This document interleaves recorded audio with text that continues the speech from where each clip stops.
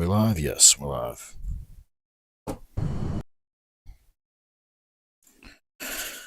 Hello, friends. Welcome to the stream. 1 second.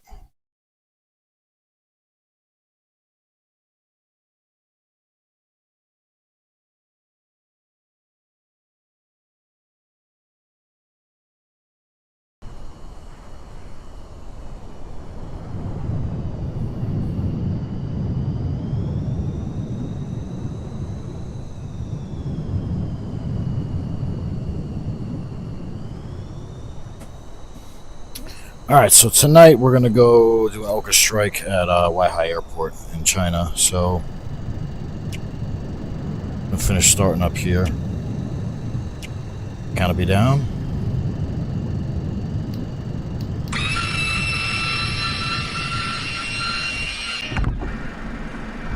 Alright. Clear. JFS 2.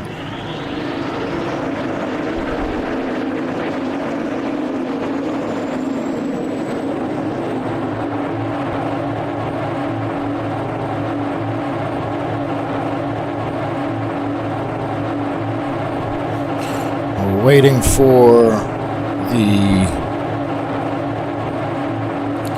engine RPM percent to hit about 25, a little over it. Then we're going to unlock the throttle here and bring the Viper to life.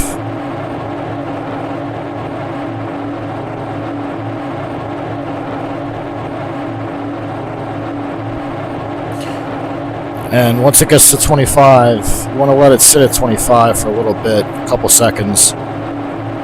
Because if you don't, you risk a hot start. That's not something you have to worry about in DCS, though. It's just a BMS thing. So you DCS guys, don't worry about that.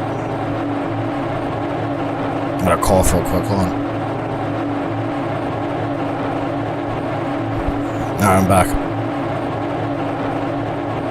Alright.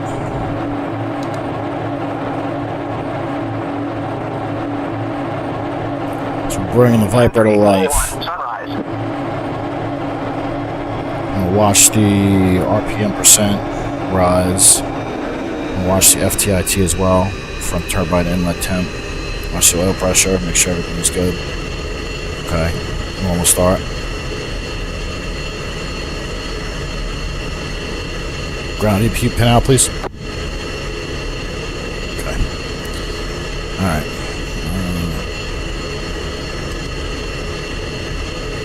Turn on our mission computer real quick.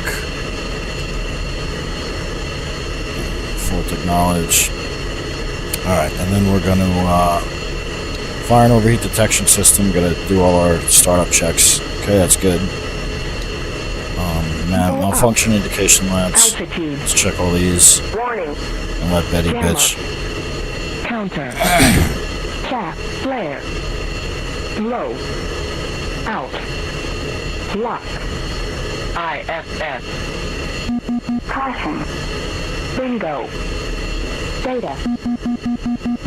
Alright. Hit the GI-INS. Align normal. Turn on all avionics. Power to the MFDs. Hard points on. Fire control. Radar on. Radar all done. Let's wait for DED. DED should come up any second. So guys, you want to turn on the mission computer first, MMC, and this switch here. You want to turn them to on, you want to wait 10 seconds, and then you can turn everything else on. If you don't do that, the link 16 won't work properly. I'm not sure if that's implemented DCS. Might be. I just do it that, I always do it that way, a force of habit at this point, but it might not be implemented DCS, I'm not 100% sure. But it's a good thing to just do. So we'll turn on our RWR, we'll turn on our countermeasure distribution system switches, or CMDS. So I personally like my shit on bypass, that's just me. Because I want one chaff and flare to come out every time I hit the button.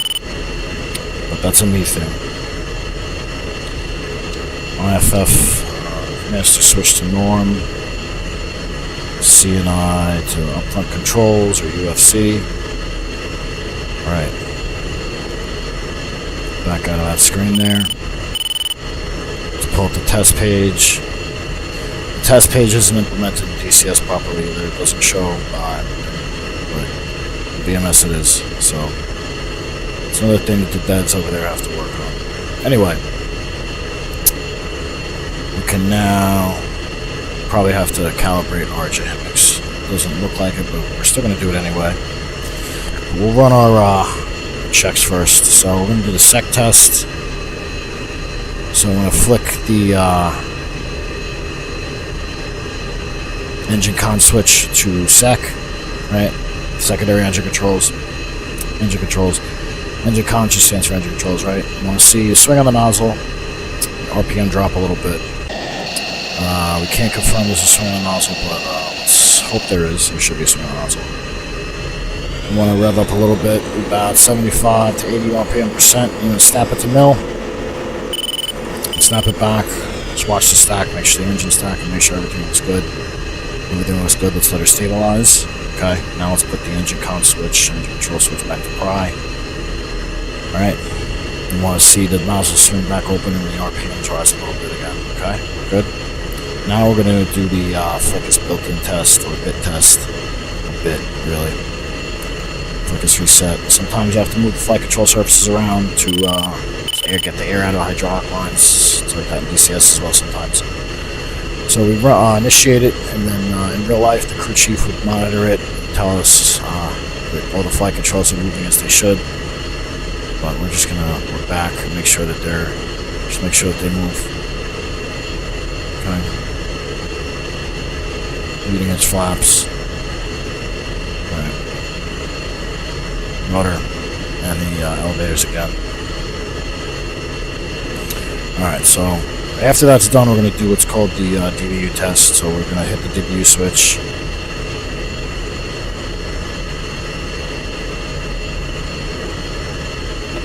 Okay.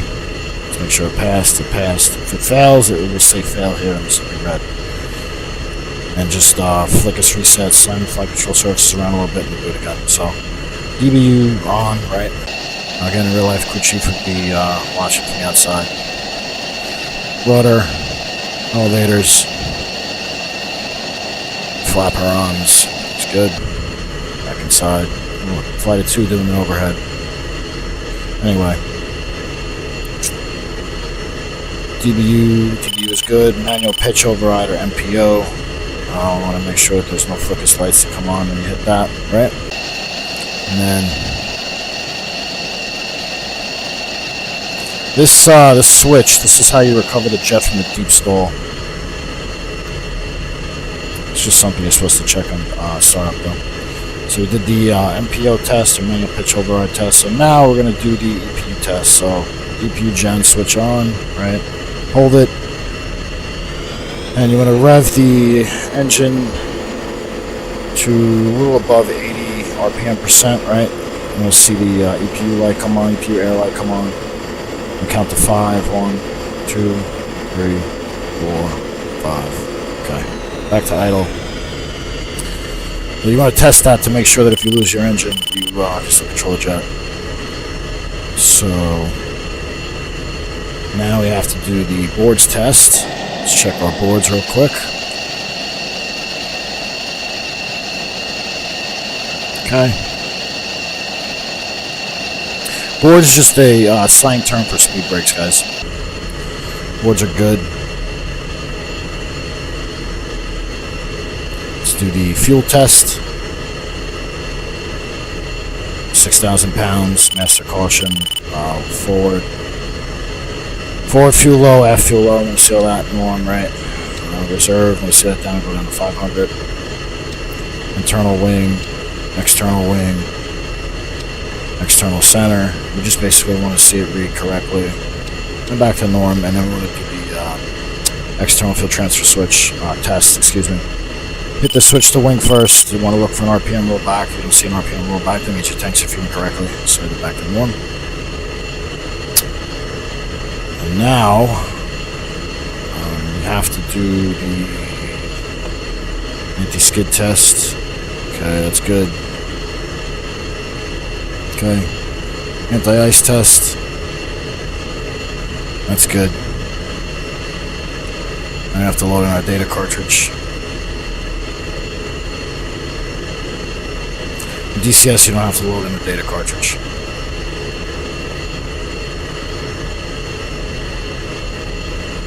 It's done through the F10 menu. Or the backslash menu, whatever it's called.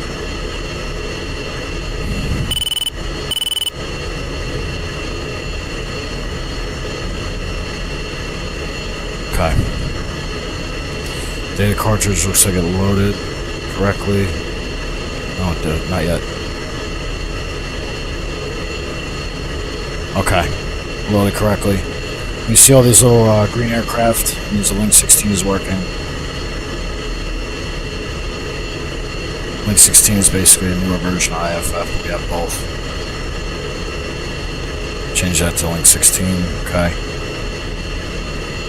Alright, let's back it up with the real checklist and see if I forgot anything. I don't think I did, but we're going to find out. Alright, so a normal start. Test panel heat. Did we check the probe heat? No, we didn't. Wow, friends, I forgot to check the probe heat. Holy shit. You guys believe that?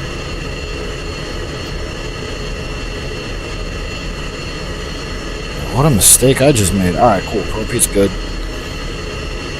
Fire and overheat. Malfunction lamps. Avionics. Yeah, all the avionics are on. This switch, it doesn't let you turn the switch on VMS. It's not even correctly implemented in DCS, so don't worry about it. But still make sure you turn it on. EGI, yeah, normal. Line. FCR on, interrupt on. SAC did that. Standby attitude indicator. DCS, you have to do that. Pretend did it here. You don't have to do it in DMS. 3 green. Fuel quantity select, yeah, did all that. EPU test, Avionics, GBU, focus bit, trim panel, so the trim's all centered. NPO, okay, did all that. Brakes, we should do the brakes test when we roll the real brakes test. We just flick it, make sure we don't get a light. Anti-skid light, okay, good. We gotta check them again when we start rolling. EPU, good. O-Books, gotta do the O-Books. Alright, friends, so I forgot 2 things. Not too bad, but not great.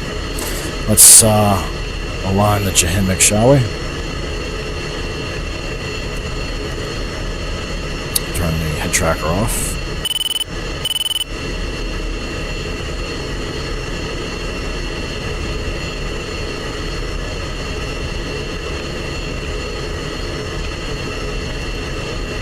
Head tracker back on. Okay. How much time we got left on the line? Oh shit. There we go.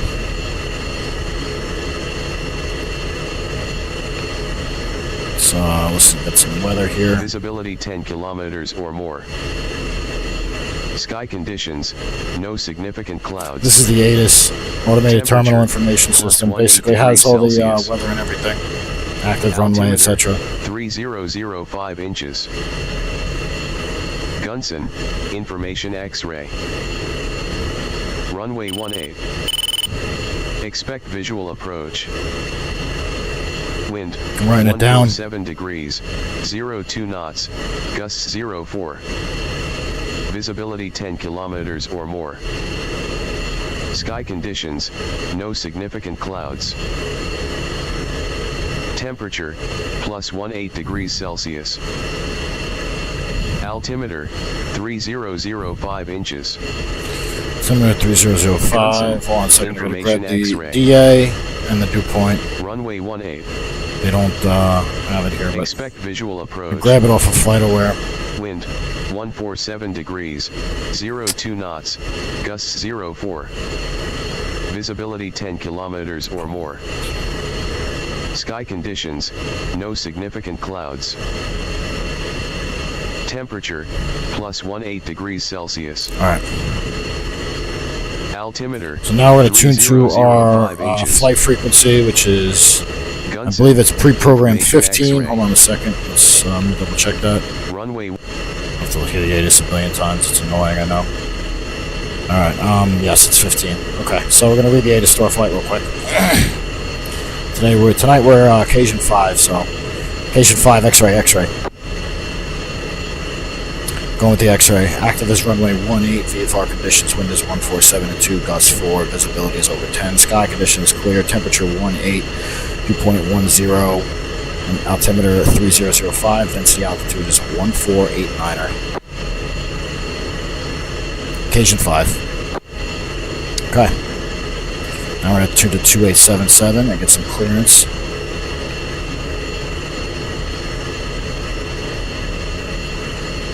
Kunsan clearance, occasion 5.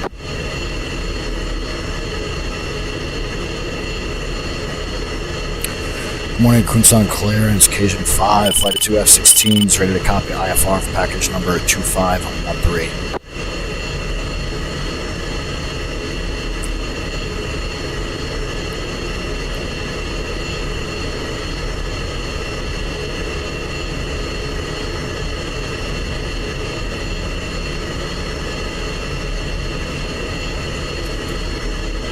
Cleared to Weihai is filed via the Intel 3 departure. Depart runway 18, clear quick climb to 10,000 on runway heading to the 10,000 left turns per Intel. Pass Intel at or above flight level 220.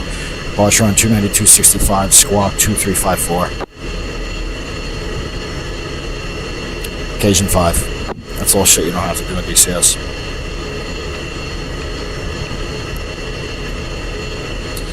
Alright, so we're at the Wolfpack flows. We're gonna request taxi clearance from the Wolfpack flows. We'll request taxi IFR from Wolfpack flows. So, that's what we're gonna do. Morning, Kunsan ground, occasion 5, flight of 2 F16 is ready to taxi IFR from the Wolfpack flows with X-ray. Good morning, Cajun 5. You are number 2 for departure. Taxi, Papa, Echo, and then hold short, runway 18. With a 18 on Papa, Echo, and Echo will hold short, number 2 to go for occasion 5. Alright. Ground chocks out, please. Okay. Be advised, hostile launch activity detected, bullseye. Here we go, fellas. Get the show on the road, nose wheel steering on. Check our brakes, channel 1's good. Switch to channel 2. Channel 2's good, back to channel 1. Clear left, clear right. Head always on a swivel, fellas.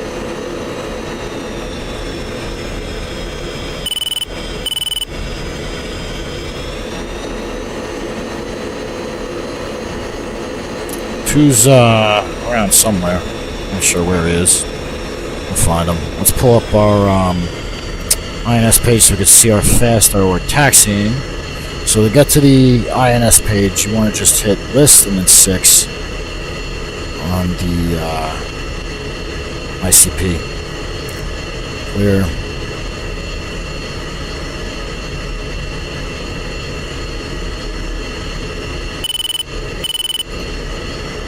Forgot to turn the landing lights on, friends. Alright. Put the exterior lights to flash as well. Clear, yeah.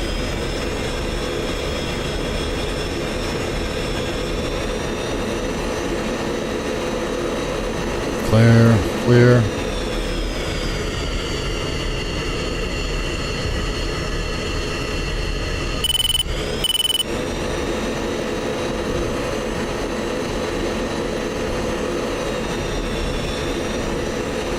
So we're using laser guided bombs tonight. We have our loadout. We have 4 AIM-120 D3s or Delta 3s, and then 2 GBU-24 Paveway IIIs, and then HTS, because I like to know where the SAMs are, and if anybody's feeling like a tough guy and wants to look at me, and the sniper targeting pod, or it's known in DCS as the advanced targeting pod, but in DCS it's not really implemented very well, unfortunately. There's a few bugs in it, and the resolution is not really great.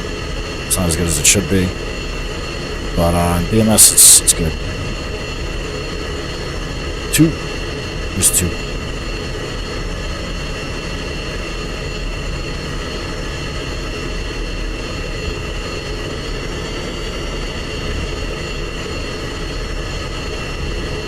Probably back there somewhere, hopefully.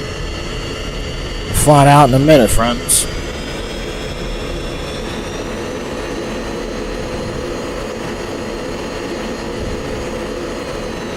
Two. Oh, he's right there. Nice. Alright, so we pull up the threshold. Back to the main screen on the DED. Tower for takeoff. Switch to 9230. Push tower on 292.30 for occasion 5. Yep. Alright, so for that, first things first, heat on, landing lights on, canopy closed and locked, no light, gesture controls armed, radar alt is on, oxygen on, anti-ice is on auto. Now for the real checklist. Alt flaps, norm, manual flap switch, enable, trim, all centered, engine comp pry, guard down, boards are closed, canopy closed and locked, no light, IFF and link are working, yes, external tanks are made sure that they're feeding at the ramp, fuel quantity select knob norm, stores config cat 3, ground jet enable switch is off. EPU did the EPU test at the ramp. Harness leads, and well, we don't have any of that shit because we're invisible. But EPU test, heat's on. We just turned it on, right? Yeah. Okay. Cycle flight controls is second. Oil pressure looks great. Let's check our ALO data. So ALO is just basically the altitude that Betty's gonna start bitching at you at. So she's gonna bitch at us when we go below 10,000, and then when we go below 1,000. Cycle flight controls, flight control check.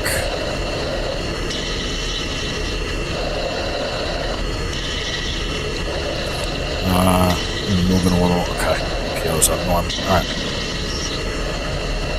TGP stall clearly. Alright, give Kunsan Tower a call and tell them we're ready to go. Morning, Kunsan Tower, occasion 5, flight 2 F16 is ready for departure at 18. Quick climb 10,000. Agent 5, Kunsan Tower, way 150 at 3 knots, runway 18. You're cleared for takeoff. We'll take off 18, occasion 5. I'll view a little better here. It's better. Alright. Okay. Alright, nobody's on final, nobody's coming down the other end of the runway. All clear. So we're going to pull on center line, wait for 2. We're going to get the departure frequency ready. This is called staying ahead of the jet, guys. This is what you always want to do. So you pull onto center line. Don't get overwhelmed by everything I'm doing. Baby steps. Pull onto the center line, get frequency 4, program 4 ready to go. 2, where you at? 2. Oh. 2, why are you moving so slow, bro?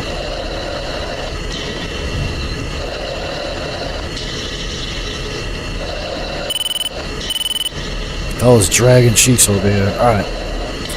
2 looks like he's ready. Running up.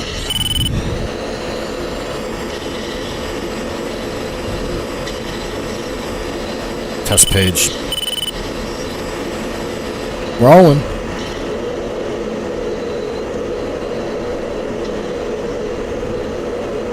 Airspeed's alive, no slow steering off. A little tiny bit of right rudder. Tiny bit. Very little bit. Starting to rotate here. Now in DCS you have to rotate much harder. Airborne, gear up. Let's get a little bit of altitude to make sure that gear comes up first. Our gear is up. little bit of altitude, unload the alpha. Unload the alpha, as I always say it. 2, airborne. Cajun, flat 1, contact departure. Departure for Cajun 5, see ya. I'm gonna hit him up as soon as I go vertical.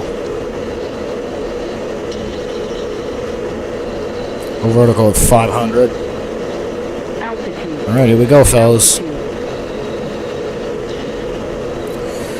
Cruise on departure, Cajun 5, flight of 2 F-16s, passing 4,004, 10,000, quick climb.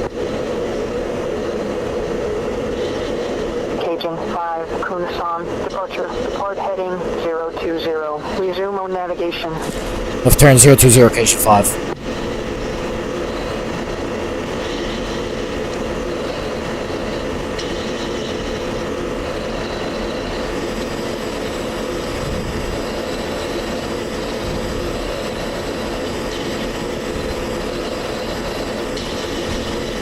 Two.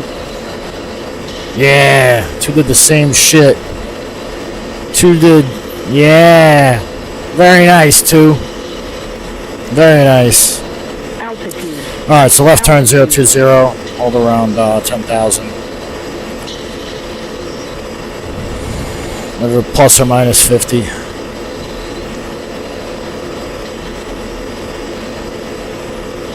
Alright, so we're going to slow a little bit, wait for 2.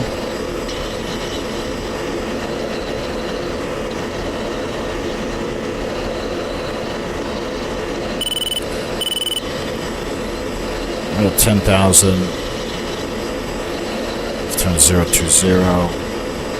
It's Intel over there.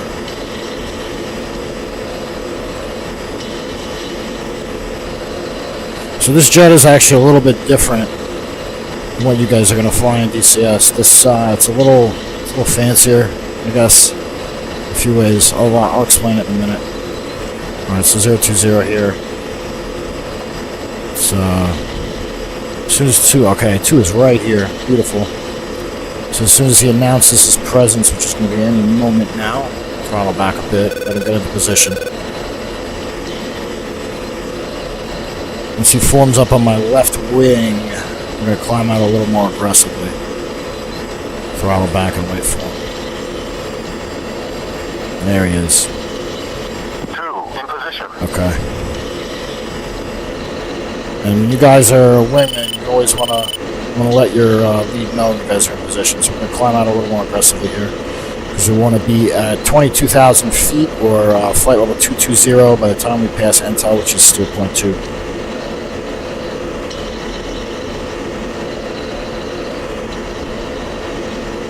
Manage to gas a little bit, so we want to be keep around 300 on the climb out.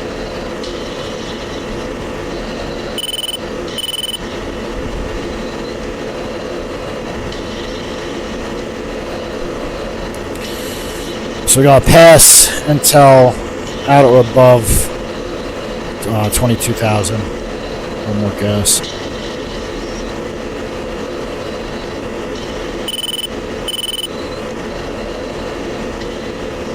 And then our cruising altitude is 30,000. Cobra 61. Or flight level 300. East 20,000. Inbound from overhead landing. Good morning, Cobra 61, Kunasan approach. The overhead, I'll show you guys the overhead Overhead approach. when we get back. Sentry 41, midnight. There's a few lessons to be learned here. Startup, laser guided bombs, ATC, right, and then overhead. It's going to be another lesson. So maybe I should chop all this up with tutorials, put them on my channel. I got a bunch of sorties that it's just, you know, raw shit. So I haven't had time to. I make shorts out of it, but I gotta be better with it. It's just so time consuming. I actually started live streaming instead of filming because I didn't have time to edit all the boring parts out. So now I just live stream. I don't even bother filming videos anymore. I live stream and then I just chop out of my live streams for shorts and shit.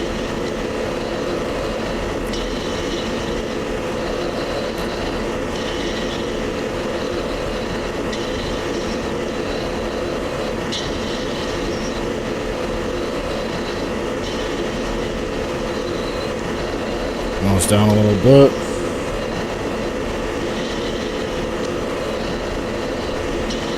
And we're also going to make our steerpoint cycle through automatically. So to do that, you hit 4 on the ICP, right? And you hit sequence. And it should say auto there. If I hit sequence again, it'll say manual. And again, it goes back to auto. So now we get very close to steerpoint 2. It's going to automatically advance to steerpoint 3, which is what you want. Let's hit return, go back to the main screen of the DED. Let's hit 5 for cruise, and we'll also hit 0, which is going to put this little caret up here and tells us the exact speed we need to fly if we want to be a perfect TOT, time on target. But TOT is not that critical today, so we're not going to worry about that. But I like to have it up there anyway. Just put it up there to force habit. I'm also going to put the RWR into handoff mode. Dragnet 1-1, sunrise. Sentry 1-1, sunrise.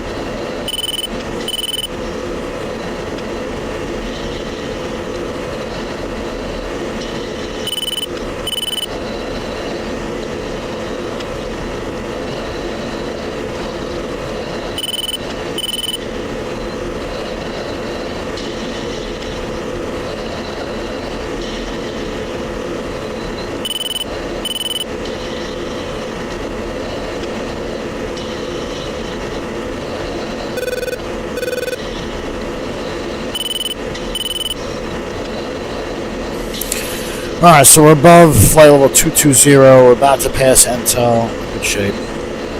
2's right there. The left there, I should say.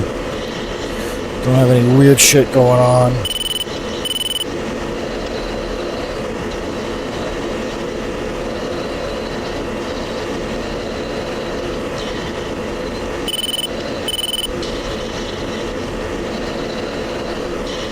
Right. Just swung to steerpoint 3.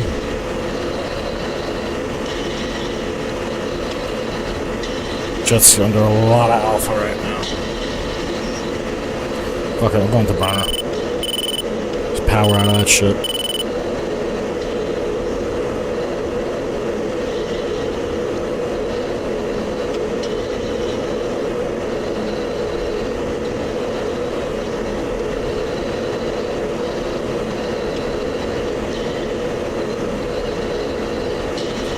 Back to mill.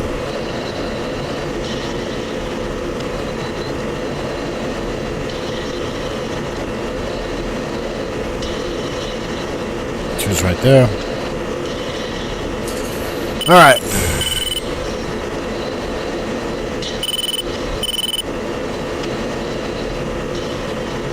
So we climb out to 30,000 now.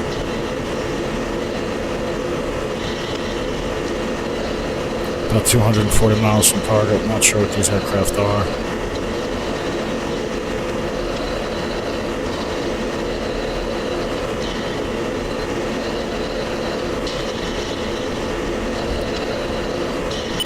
Let's turn on our fire control radar. FCR at standby, combined radar mode. Check FCR control page.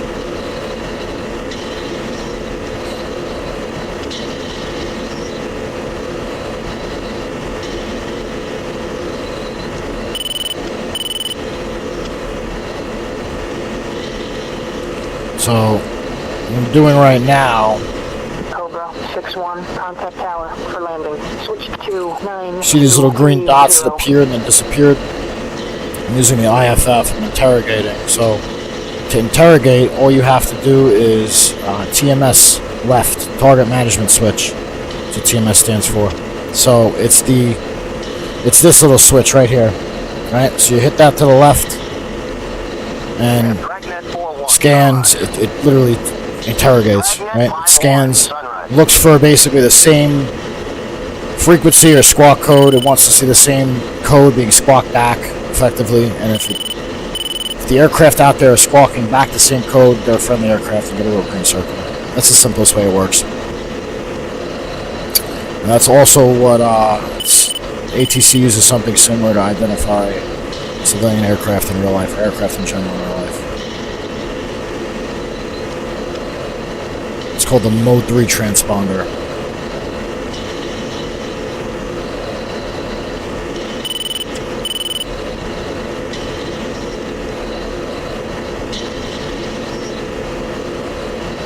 Something way out there, 25,000 feet. I don't know what that is.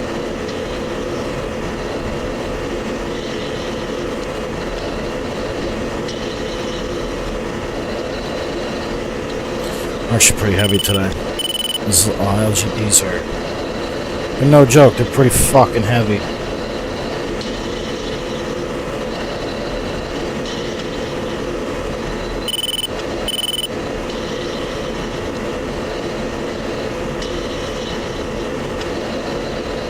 So on our way to steerpoint 3.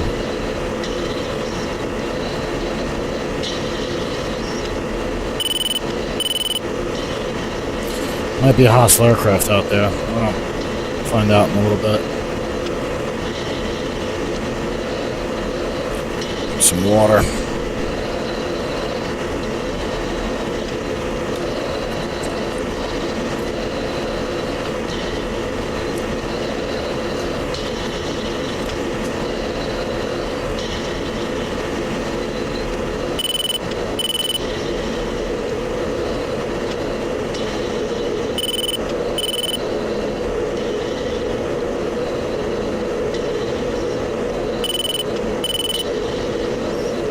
Flick the autopilot on and get to 30,000 feet.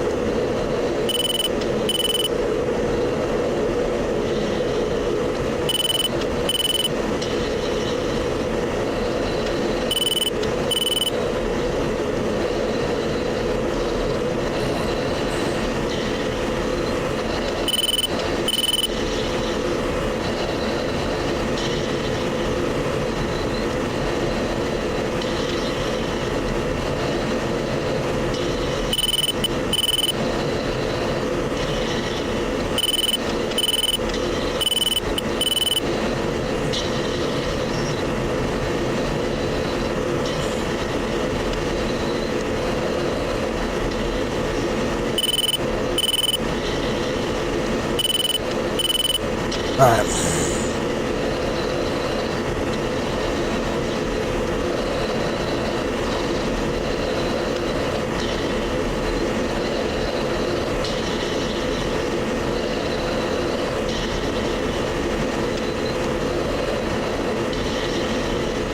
Alright, so now what I'm doing is I'm setting the laser code, TGP code, and it goes through the match. 1511, 1511. Inbound for over landing. Good morning, Falcon 21. Derek, yeah, I'm definitely down, bro. Hold on a second, I'm just finishing doing here. So, I'm programming the code for the targeting pod. 2 points, combat. No, oops. So, go down, you scroll, right, TGP code 1511, or whatever you set it to. LST code, laser code 1511, or again, whatever you set it to. And you scroll down to air to ground, and so unselect until it says combat, right? Laser time, I like to set that to 32. So now we're all configured with the laser and the TGP. Thank you, bro. Yeah, no, I would love to fly with you soon. You know what? I'll give all you guys a heads up the next time I'm about to launch in the Inferno. I'll give you all you guys an hour or so heads up. That way we can all get something together. And TTI is a little, it's a little less hectic than this, so you guys should really be able to learn on that server. It's like a step above FOIA, but it's like a couple steps below this. And I was told that Gray Flag is very close to this. Again, that's something I haven't had the chance to try that out myself. I'm going to try that out myself when I have time, so if you guys want. Honestly, everybody in that group, I want to train all you guys. I want to train all you guys up to my skill level. That way we can just go out than random servers and just dominate shit. That's really what I want to do. So, I have my own little Discord as well if you can join it. I just started, it's linked on my channel here. But, yeah, that's the move, that's the plan. Like I said, TTI is, it's pretty good. I like it a lot.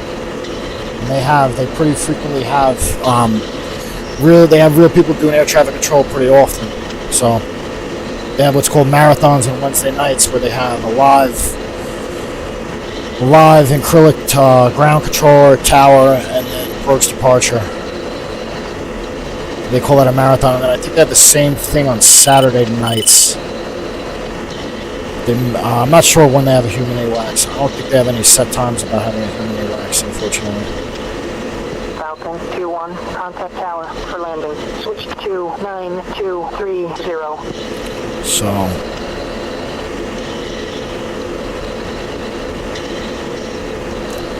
I use the track IR clip.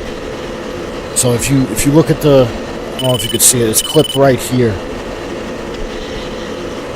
Right, if you can see where my hand is. I'm touching it right now. I don't want to touch it because it'll move it. But this is much better than the track IR shit that you have to clip onto like a baseball hat or something.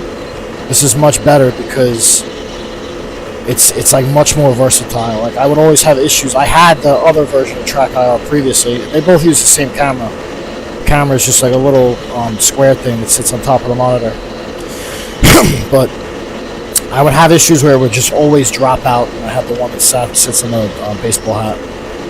So I didn't like it at all, so I ended up getting the Track Clip Pro, it's called, I think. And it's great. I like it a lot. No complaints with it. I honestly don't even think I'm going to use VR anytime soon because I like how this is easy on the GPU. You know what I'm saying? So it's not like the shit's not overloaded. Like I have this capped at 60 FPS and I'm running like 60% of my GPU. And BMS is a little GPU heavier than DCS is because it's an older engine. It's an older graphics engine or whatever you call it. So we're passing steerpoint 3 here. So I told you guys I was going to explain how these jets are a little fancier, or this one specifically. So this jet actually has the scanned array radar, has the APG 81, which is actually what these jets have in real life. This is let's see the tail. I'm pretty sure it's the 00224 from Shaw Air Force Base. So a lot of the jets, and it's in the HAD Glass 5 paint scheme. So a lot of the jets, actually I'm not sure if all of them or a lot of them. I know a good amount of them have been upgraded. They have the APG 83. Which is basically, they took the brain of the F-35, the radar of the F-35, and tweaked it a little bit, shrunk it so it fit in the nose of the F-16. And that's what you have here. So this is a scanned array. That's why I'm able to see targets much further away than you can in DCS. And I also have on pylons 4 AIM-120 Delta 3s instead of the AIM-120 Charlies that we use in DCS. So, but listen, you know, just because I have fancier shit here doesn't really mean anything, right? Like, BVR is all the same shit, effectively. It's all about the capabilities of your missile, really. And, you know, decisive tactics and things like that. So, basically, the skills that you learn with the APG 68, V5, or V4, whatever the hell it is, I think it's V5. And the Charlie, the skills directly carry over to the Delta 3 and the scanned array. So, and if you guys get into BMS, I could show you guys how to set this up. I would show you guys how to upgrade everything, because BMS allows you to upgrade the jets. It allows you up the jets, meaning the radars. It allows you to upgrade the missiles easily. I know you can at DCS as well, but at BMS it's easier. And I have all the files if you guys would need them. So.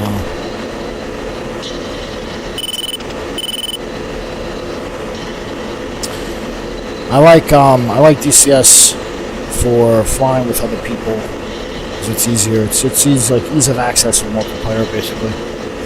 BMS is a little harder with that. But when you guys are comfortable, we could definitely, have BMS service and fly, flights of 4, whatever, full strike packages. I'll lead a Weasel package, and somebody else could lead a strike package. Do all that. You know what I'm saying? You could do a full human, half AI, whatever you guys want to do.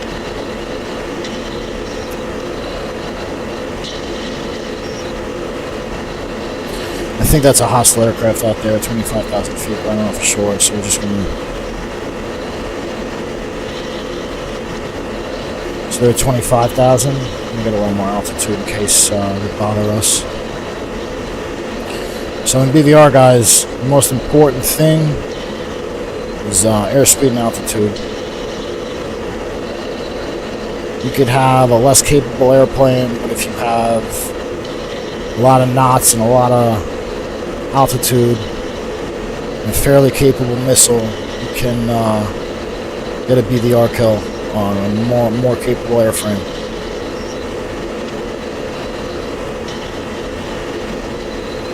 So BVR is really about like airspeed, altitude, and then missile capabilities.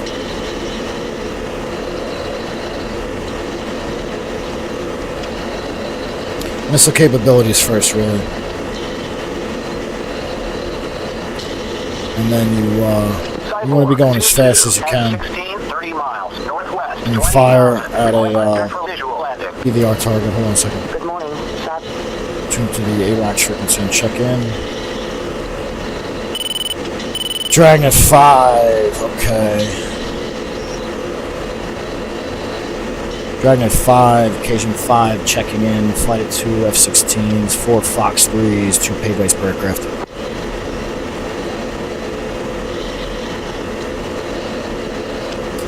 Alright, I'll tune to the actual TAC frequency. That's the check-in frequency, and we have the TAC frequency, which is it's pre-programmed 6. The actual frequency is 371.225 on uniform. So when I say uniform, I just mean ultra-high frequency. You hear me say Victor, I'm talking about VHF, which is, if you guys look at the DED right now, look at my DED, right? That's Victor or UHF. That's uniform or UHF, right? So when I'm saying Victor in uniform because that's those are the letters of phonetic alphabet. So alright, we have some altitude on these guys, ingress 33, so we can loft nicely if we have to. If need be, hopefully we don't have to though. We'll see. And I'm just gonna continue en route. Altitude hold here. Alright, so yeah, channel 6 pre-programmed. Alright. Dragnet 5, Cajun 5, request picture. Cajun 5-1, Dragnet 5, picture clear. Cajun. Alright. Actually, that was a mistake. You're not even supposed to acknowledge. No, I'm not on DCS right this second. This is Falcon VMS, actually. This is a different simulator. This is a more realistic implementation of the F16. And this is like, it really focuses on the F16. But listen, everything that you learn here carries directly over into DCS. The DCS Viper is a little less nuanced, so you don't have to do quite as many things. But basically, everything I'm showing you here carries right over. The terminology, etc. And it's 98% the same with everything else. The first difference I pointed out before is steer points, right? So DCS can't do this. This isn't implemented there. I have the steer points so that they automatically cycle through, right? So the way to do that is you go from the ICP, right? You hit 4, and then you hit the sequence switch right here. And the dobble switch. Dobble right sequence. See how it says man? So then I would have to manually change my steer points. But when you hit sequence, it goes to auto. That's something that DCS doesn't have. Little nuances, nothing crazy. It's actually better if you're interested in learning the Viper. you're better off learning it here, actually, because you'll have a more in-depth understanding of it. And then actually, BVR, if you're learning it without other people, this is a better place to learn it as well, because this AI is it's like leaps and bounds better than the AI in DCS, unfortunately. Another thing that's different about DCS, the RWR radar warning receiver, this thing right here, in the F16, the sounds in DCS aren't true to life. The sounds here are. So, like, basically, different missiles and different airplanes have different sounds. So, the SA-2, all the SAM sounds are correct here. I think most of the airplane sounds, aircraft radar sounds are correct here. Basically, each SAM site, each radar, each aircraft's fire control radar puts out a different frequency, right? So, the RWR will play different tones based on which frequency it's picking up. It's the simplest explanation. But bottom line, in DCS, the sounds are not correct. They're just like generic. Like when you're getting locked by something, it's a generic lock sound, no matter what it be, whether it be an SA-2 or an SA-10. And then launch, everything will tell you it launched on you in DCS. BMS not always, which that's more realistic. You don't always get a launch alert in real life. Especially with the newer double-digit SAMs. But like I said, everything, all the basics apply, right? All the basics you learn here will carry over there. And like I said, if you learn here, you're going to be better over there.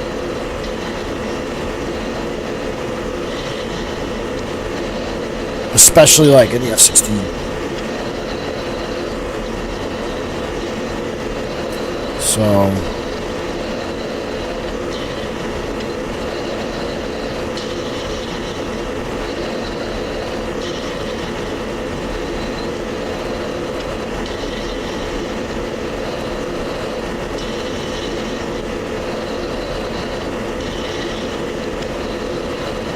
No, I wanted to be a Viper pilot, but I couldn't because my astigmatism is past the waiver, what the Air Force or what the U.S. military in general writes waivers for, as far as vision.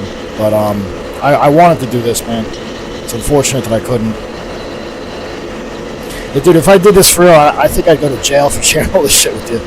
Like, yeah, you could find a lot of it, but like, if you fly the F-16 for real, you're not supposed to talk about this shit.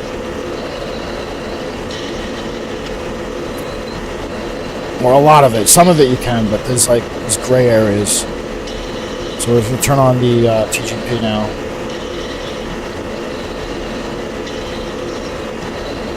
And really the biggest reason why I fly these simulators is because I couldn't do it for real. So it's kind of like me, you know, living out my dream in a different way. But not really. So.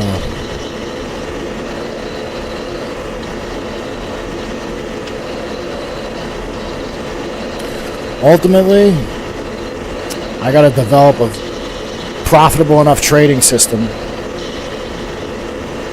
that I can execute trades and use Falcon, BMS, or DCS to distract myself from taking trades I shouldn't take, if you will, right? And then it'll feel like I'm getting paid to fly the F-16. You know? That's actually what I'm doing, what I'm trying to do. So, alongside my engineering job.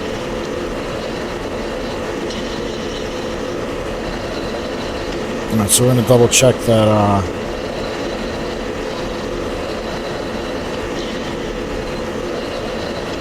steerpoints get fucked up, but I feel like they did.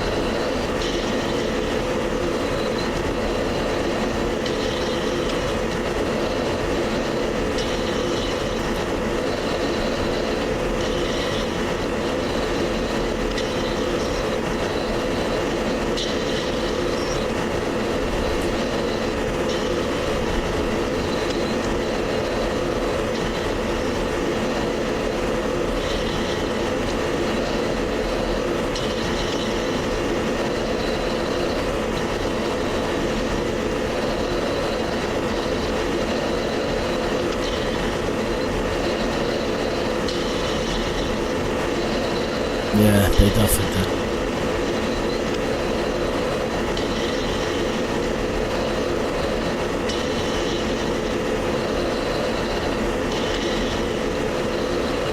Alright, no problem. Alright, so now that the steerpoints got fucked up, no issue.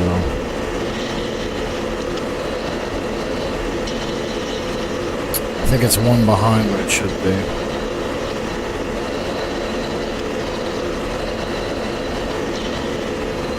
AKA, I think,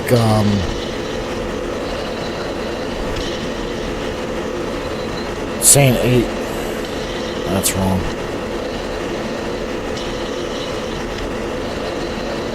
Because,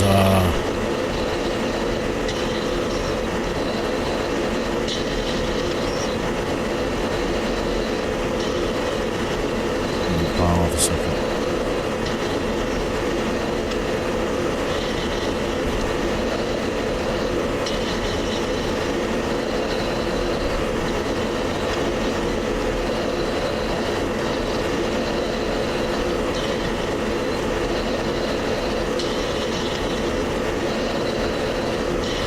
Ah, dude, I'm sorry to hear that. It sucks. That's cool your dad flew the E6 though. It's really cool. My grandfather on my dad's side, so my paternal grandfather, he was a crew chief in World War II. I'm not sure what he worked on.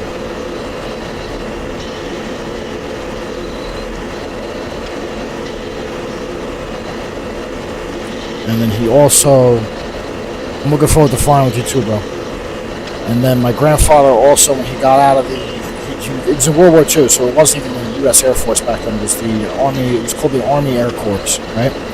But apparently he joined the Army Air Corps to avoid getting drafted because he didn't want to just go to the front lines and become cannon fodder. So he joined the Army Air Corps. He was a maintainer, worked his way up to crew chief. I don't know exactly how long he was in for. I know he stayed in a little bit after World War II, but he was out by the Korean War. And then he got a job for Grumman. He was originally supposed to work on the F-111B, which was the carrier-based version of the F-111, but the F-111 contract lost to the Tomcat, actually. So he ended up working on the Tomcat. He was a Tomcat builder. So the Tomcat and the EF-111, or the same EF-111, the F-111B. EF is the electronic version, right? The EW version. It's the F-111B. So he was building the F-111B, which was going to be the carrier-based version of the F-111, but the Navy deemed it too heavy, so they went with the Tomcat instead. Funny thing, both the F-111B and the Tomcat were built around the AIM-54 Phoenix and the AWG-9. Yeah, I love that aircraft too. The funny thing, bro, I've never flown it. I should. I really should, because it's part of my heritage, right? But I don't know, man. I love the Viper. Like, I love it. Honestly, I think my reason why I don't really want to fly the Tomcat is because I like doing everything myself, right? Like, me having to explain my thoughts to someone, I don't like it. Like, I have to explain when I'm going to fart. You know what I'm saying? Like, I don't, it's not my thing.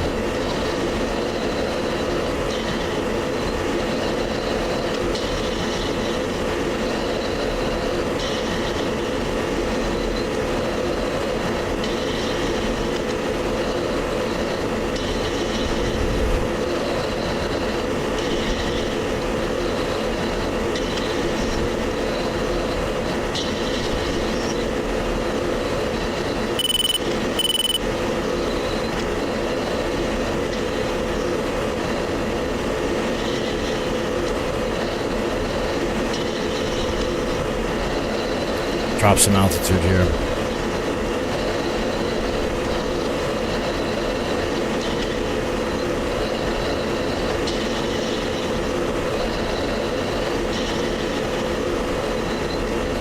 Alright, so now we're just going to use the targeting pod and slew it over the runway.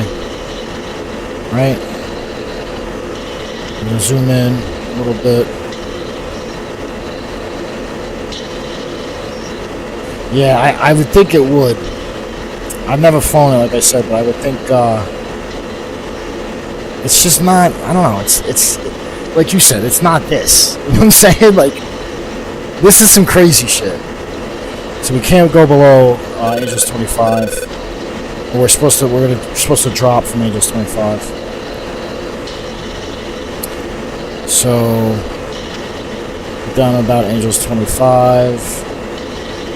We're gonna go like a base on this runway, right? And we're gonna turn final. Picture it like the pattern, basically. And we turn final, quote unquote, if you will. I'm gonna call in. Get the DED back to the main screen there.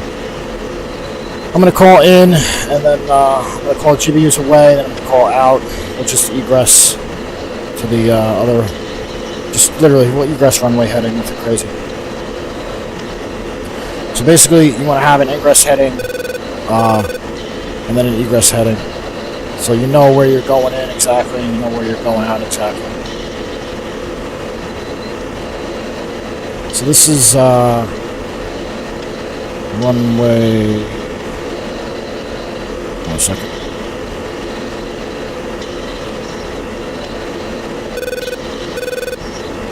Hold on a second. This is runway.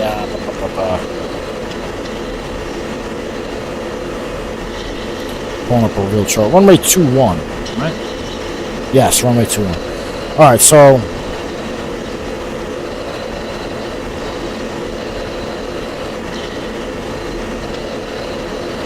Yeah, that's correct. So we'll fly like a base. I have the real F16 HOTAS actually. I have the force sensing stick or force sensing base with the Thrustmaster grip, Thrustmaster Cougar grip, and then I have the real F16 throttle. It's called Viper TQS. It's also from Thrustmaster. I'm not sponsored by Thrustmaster. I just have their shit. So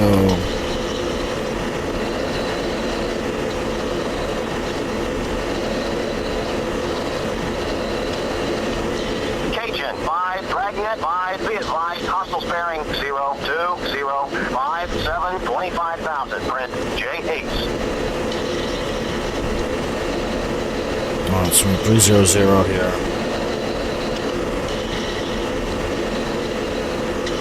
Base, right?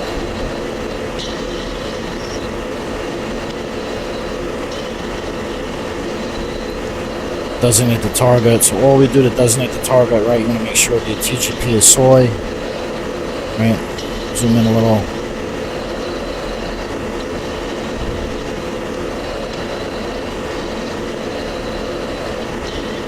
That's good enough.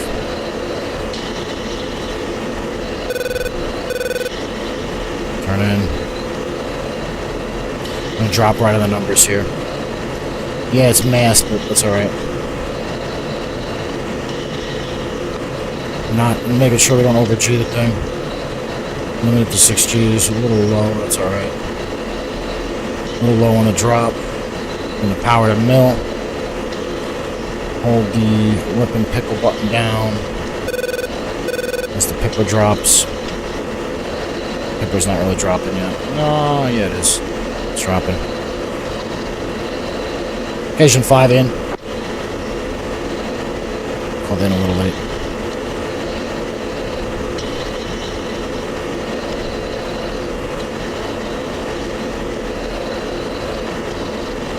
Occasion 5, GBU's away. Alright, so we'll egress 210. I'm going to trim out here.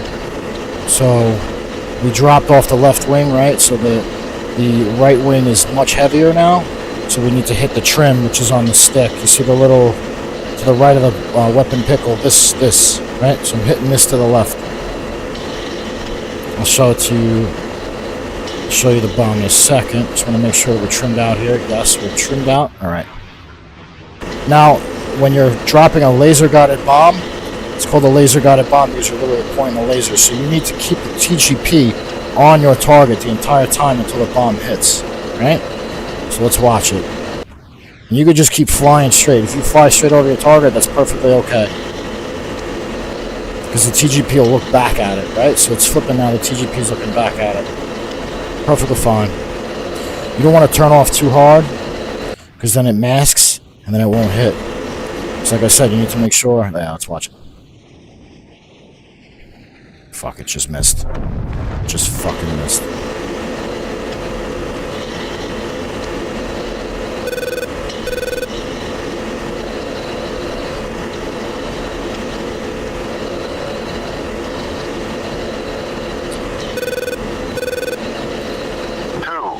To dropping the numbers on 2-1.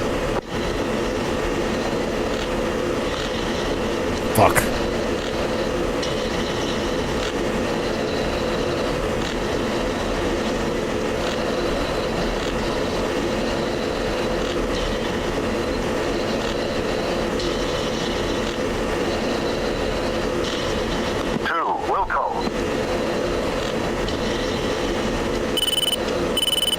Dropping off.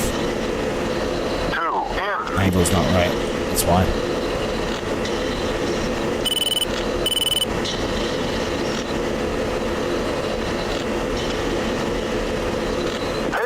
He shouldn't. It should be fine, actually.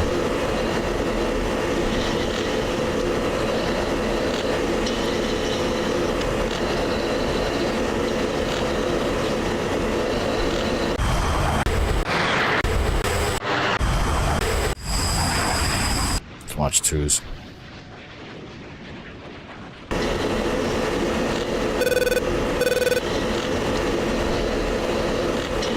I'm going to stay at altitude because they have AAA.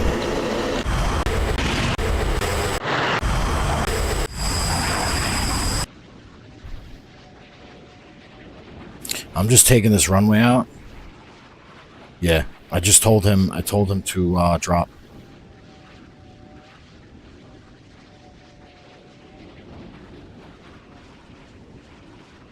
Alright, his is gonna hit. It's a direct hit.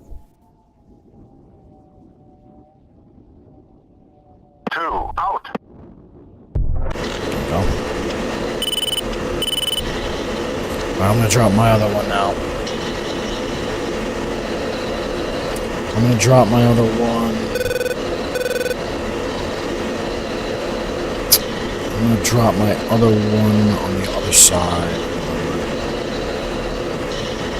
So I'm going to ingress the same way. Occasion 5-2 rejoin.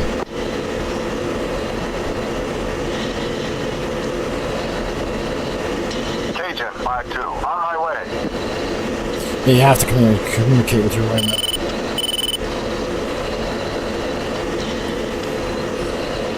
Alright, so let's see here.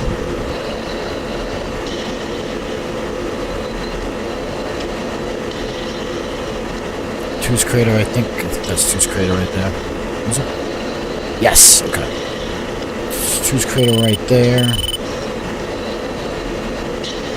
Actually, you know what? I'm gonna pull up the, I know I have to worry about sands. So I'm gonna pull up the air fire control radar so that nobody sneaks up on us.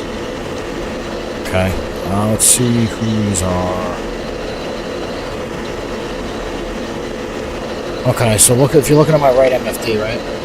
These right here, where I'm slewing the cursor around, those are likely hostile aircraft. So that's another thing I like to do. I like to, this is all about situational awareness, guys. So, I'll have, when I'm weaseling, right, I'll have one MFD, I'll have my air-to-air fire control radar on it, and then on the other MFD, I'll have the harm attack display on it, so I know I literally have like almost a bird's eye view of the battlefield, and that's basically what the F-35 does for people. It does that for you, and the F-22 that really does the same thing.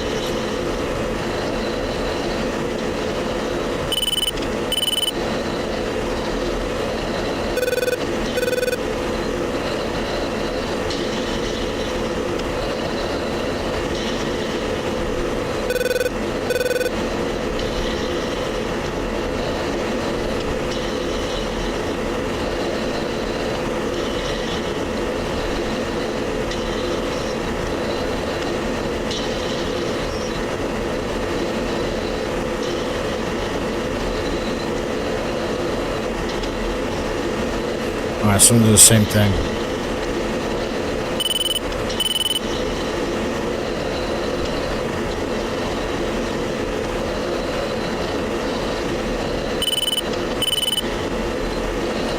Control page.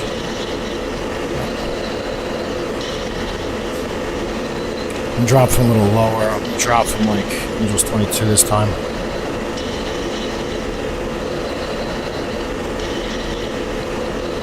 Give myself a little more distance. So after I drop, then I'm gonna tell two to drop right on the right on the long section.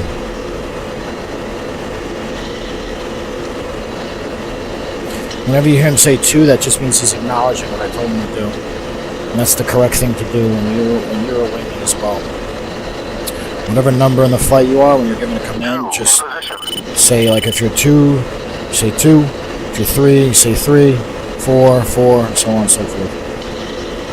So, like, if they say 2, clear my 6, right? Just say 2, stripping, and then turn around, clear 6. Fire at the target there, tell them all clear afterwards, or whatever. Or if there's nobody there, then tell them just slow clear. Alright, so...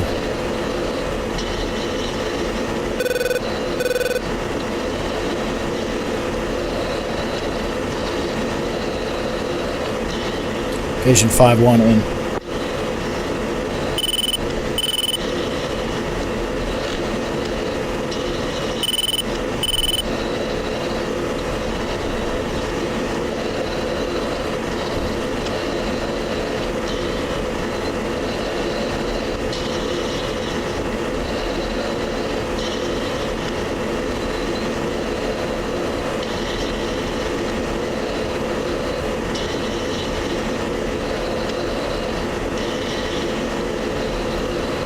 Forgot that. That's why. That's why I fucking missed. Holy shit, dude. I can't believe I forgot that. So yeah, I'll literally explain to you the mistake I made in a second. I can't believe I made a mistake. That's exactly why I missed last time. Laser wasn't fucking on. Duh. Occasion 5-1 Paveway. Alright, so we're gonna trim back out here. Alright, pushing to the right, pushing to the right, pushing to the right until it evens out. Actually, just look. Look, right? Let me see the center. You want to see the top, the tab on the top, aligned with that little tab between, right in the middle. That's what you want. Alright, so same thing, right? Just fly the heading. Oh, the store's config. Count 1. Because we're lighter now, right? Let's watch the bomb. I can't believe I made that fucking mistake before, dude. I'm so sorry. Or to all you guys watching, I'm so sorry I made that mistake. I'll literally explain it to you in a second. But that's why I fucking missed. I feel such a retard. Give it a few. After this hits target, we'll go over exactly what I did. I don't know, man. Fucking tired. Yeah. It's gonna hit dead smack on the numbers. This is how a laser guided bomb is supposed to be. Not the shit before. Pretty close enough to the numbers. Boom!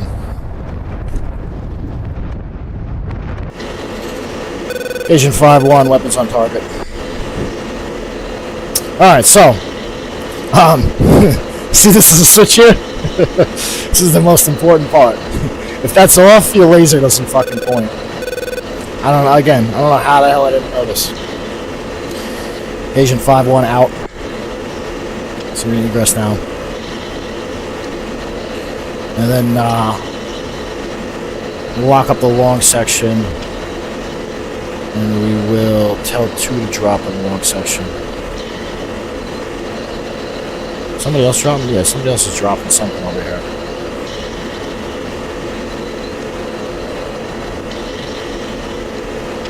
Who are they? This is another thing DCS doesn't have, right? You see how I'm slewing my cursor over these airplanes and it's telling me what they are and a bunch of information about them? That's a Link 16 feature. It's not properly implemented in DCS, unfortunately. When you slew your cursor in the HSD over an airplane, it should do that. But again, DCS probs. Listen, I'm not ragging on DCS at all. I like it a lot. I'd be lying to you if I told you I didn't also enjoy it. It just has its quirks. This has its quirks too. This sim has rotating clouds, right? So they all have their quirks, bro. You guys, just get what you can out of each of them. They're both great. This is better for the Viper, obviously, but you can't fly other. You can, but they're not implemented as well as they are in DCS. Like the Tomcat, I've never even tried the Tomcat here, but I've heard it has all Viper avionics, so that's asinine. The Hornet is in here, but I think it's the same idea. Actually, something else in here that DCS does not have is the F16C. Right? DCS is lacking, to my knowledge, a good F15C module. They have a Flaming Cliffs one, but to my understanding, that module is not. It's by a company called Flaming Cliffs, and they don't. Apparently, that company doesn't put out high fidelity modules, so it's a very. You have to have key bindings for everything and shit, like annoying shit. So. Alright, so we're going to tell 2.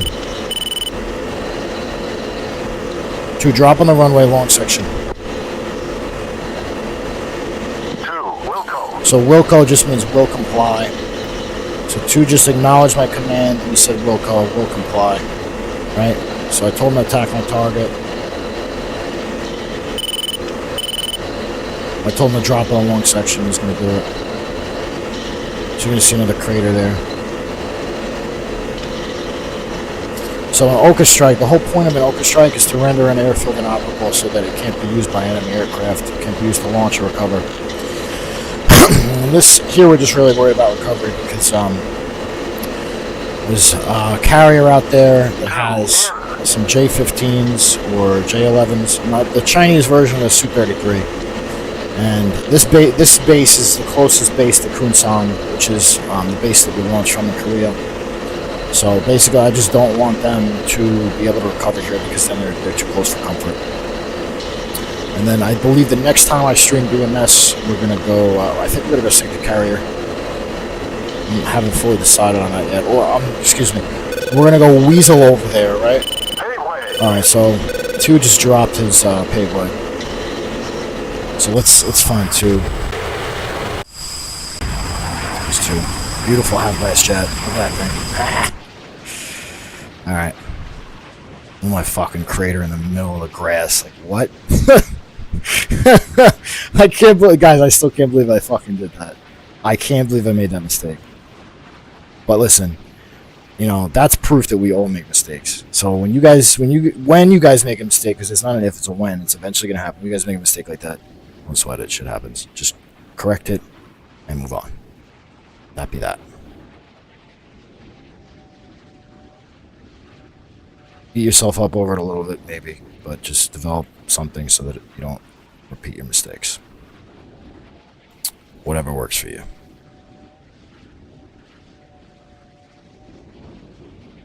Yeah. Yep. Cajun 5-2, on my way. Very nice. 2, out. Very, very, very nice. Cajun 5-2, rejoin. Alright. Now Cajun 5-2 is going to rejoin formation. Alright, so just to recap, the steps to dropping a laser-guided bomb are as follows. Let's put the autopilot back on.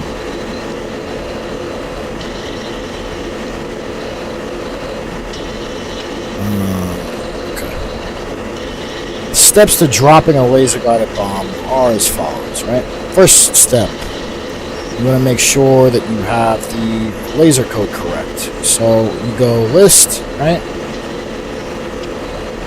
And select 5 laser, right? You want TGP code, whatever you set it to.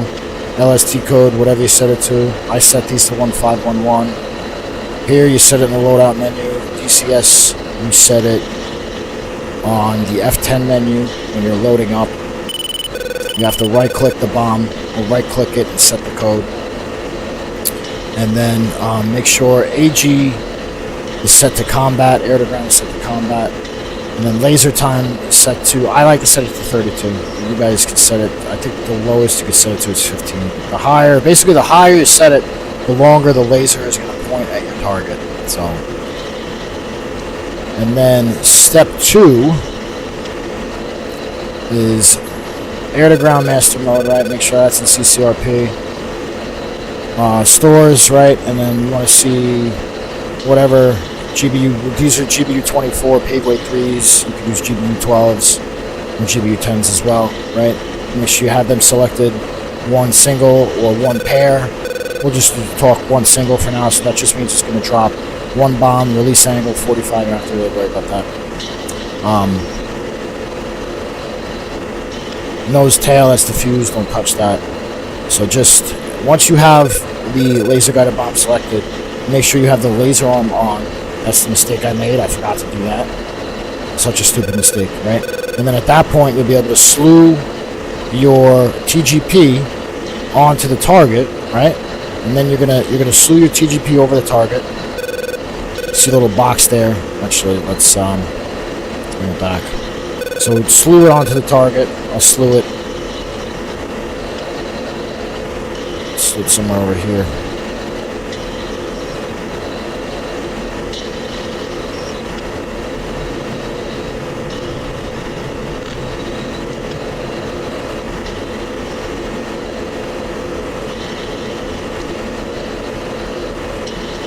So it's going to be by default in wide, right? I had it in narrow before because I was using it. But by default, it's going to be in wide. So you want to slew it to around where your target is, right? So let's say, let's find something. Let's say for shit's sake, we wanted to drop something on this little point to land right here, right? So we would hover over the point to land. We would zoom in on wide, right? And we would go to narrow. You don't have to do in that order. Order doesn't really matter. Do narrow and then zoom in, whatever. And then you're going to hit TMS up, which is this key here, right? Or this button here. Whatever you map that to, hit TMS up. And it's going to either say IR point or IR area. If it says IR point, that means that it detects heat, and it's going to lock onto that heat source. If it just says IR area, it doesn't detect any heat, but it's going to point the laser right where you're telling it to go, basically. And then you're going to hold down the weapon pickle button, which is this button here, and you want to see that little pipper we saw before drop down and when it hits the flight path marker, bomb is going to come off the airplane, and you want to keep the drop line in line with the flight path marker as much as possible. That line you guys saw going down the HUD before, that's what that is, the drop line. So that's how you deliver laser guided bombs. Now we're going home. And I will also show you guys the overhead. No, this is called Falcon BMS.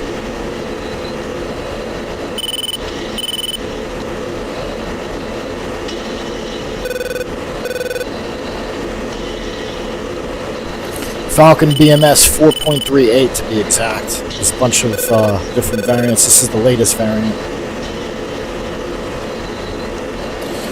4.37 actually was nowhere near as good looking. It wasn't until this release that they made the graphics comparable to DCS. Personally, I think from altitude this looks more realistic than DCS, but I don't know. So we'll get back up to our cruising altitude, which is Angels 30 here, or 30,000 feet, and then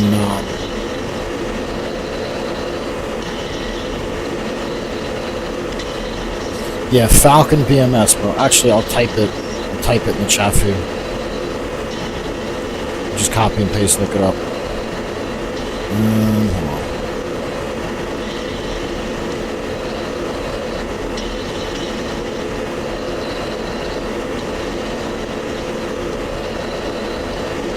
Falcon BMS 4.38. Copy and paste that into Google, bro.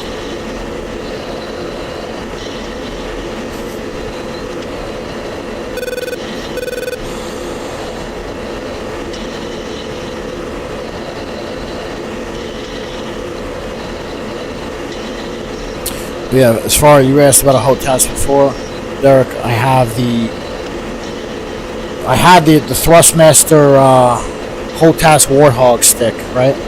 I originally bought the Thrustmaster HOTAS Warthog about 2 or 3 years ago, right? So that comes with the Thrustmaster Cougar stick, which is the same as the F16, and that also comes with the A10 throttles, right? So it was good. Don't get me wrong, but I wanted something specific to the F16, so I bought the F16, or my wife got it for me for Christmas last year, the Viper TQS from Thrustmaster, and then I bought the force sensing base from a company called Real Simulator, which is based in Spain, and the base is called the Real Simulator Viper Mark II FSSB, I believe, but basically it's the real base from the F16, like it's the real side stick from the F16, so it's force sensing.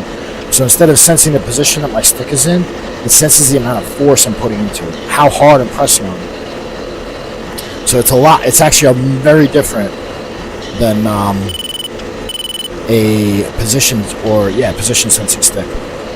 Now, actually, before when I actually got this, the transition was very smooth because of what I did leading up to getting it, right? So leading up to getting it, I basically set the saturation to 90% on the normal Thrustmaster Warthog stick. So basically, I had to do very fine movements to get what I wanted. So I already had my brain and body tuned for very, very fine, minute controlled motions, to the point where when I got the force sensing base, it actually felt better. Because it was to a point where it felt like, no, it wasn't cheap at all, bro.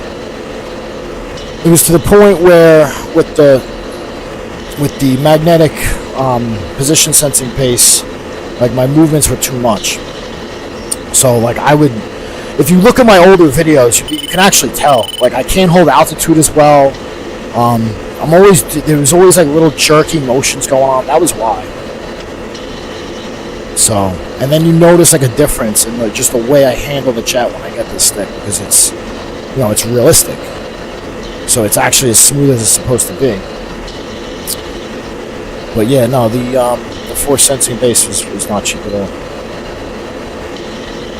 The shit was like, and it was in euros too. I'm an American, so translate my dollars to euros. It was like $600 or something. If you want quality shit, yeah, you gotta spend money. It's like anything else in life. You know what I'm saying? Gotta pay to play. Turn the laser arm off. Turn the master arm off. Occasion 5. Fence out. Alright, so fence out, which means you turn the lights back on. And turn the master arm off. Weapon safe, right? HUD back into nav. We're on our way home. So we didn't get to do any BDR tonight. If we had a little more gas afterwards, maybe it would have went hunting, but so mission accomplished. That place is out of commission. We don't need to go crazy with killing that place. Just render the runway inoperable so that no Su-33s can recover there. That's what we did. Good enough.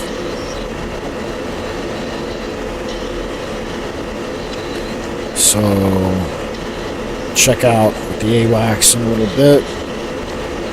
And I'm actually going to tune to TACAN and Kunsan, so I know exactly how far we are.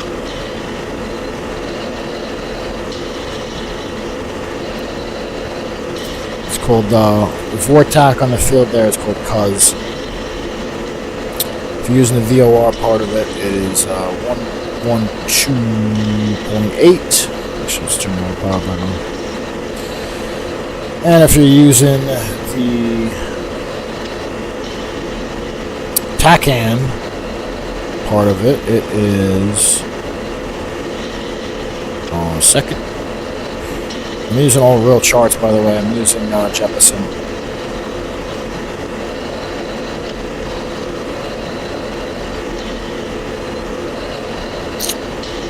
If you're using the TACAN, it is 75 X-Rev. So come to the IO hit 1 on the ICP. So now you're going to learn, you guys will learn how to do TACAN as well here. So another lesson. So, see how it says channel 1 X right now? Right. First of all, this is for the ILS. Don't worry about this right now. And the ILS is off. So dial here. So, you're going to type in the channel, which is 7.5, right? By the way, if a channel, if a chart does not specify whether the band is X-ray or Yankee, X or Y, aka, it's what they're calling the phonetic alphabet, X-ray and Yankee. It's going to be, just assume it's X-ray. So 7.5 X-ray, right? And then we're going to change the TACAN from, oh yeah, it's supposed to be on transmit receive. Yes. Okay.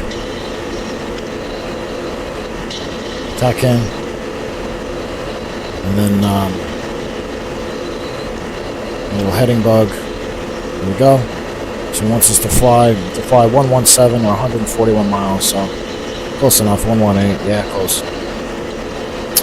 140 miles from home plate. That's what that means, fellas. And then ILS, we'll do that another time. We'll do that when we actually need to use it. So I didn't program the approach or anything. So, but basically, you would double. Change that frequency. It just has to be on, right? Type in a 4-digit frequency and hit enter, and it goes there instead of to channel. That's all. But I will show all that another time. So we're just using the TACAN today. We're going to do a overhead, likely for runway 18, but we're going to listen to the ATIS when we get a little closer and make sure that 18 is still active. I believe it will be because the weather. Yeah, so the wind is supposed to be 165 at 4, so we should still be using runway 18. Alright, so, mission accomplished. Mission accomplished with flight at 2.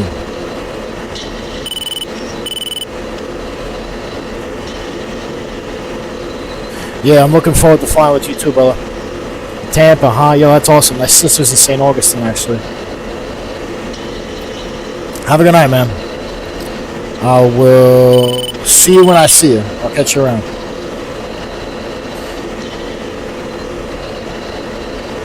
Alright, so whoever else is watching, we're on our way back to base. We're gonna do an overhead into runway 18, I believe. Actually, let's tell Dragnet we are heading home. I should be in bed by 3. Very nice.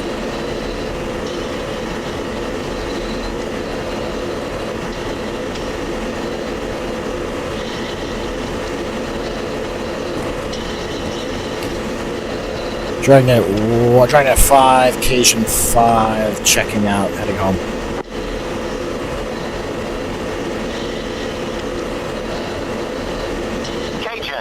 Dragnet 5, acknowledge. We'll do what we can. Return to base. Alright.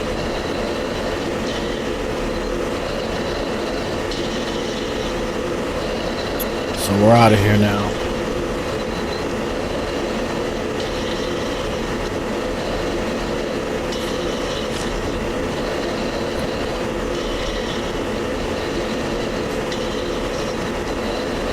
Next time I stream BMS, we should definitely have some BBR.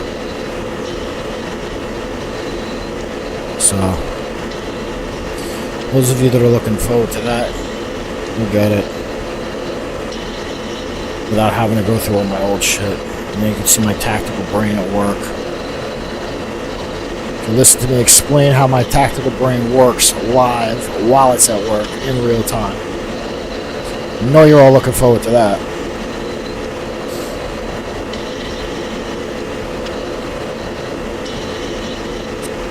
So, 109 miles now.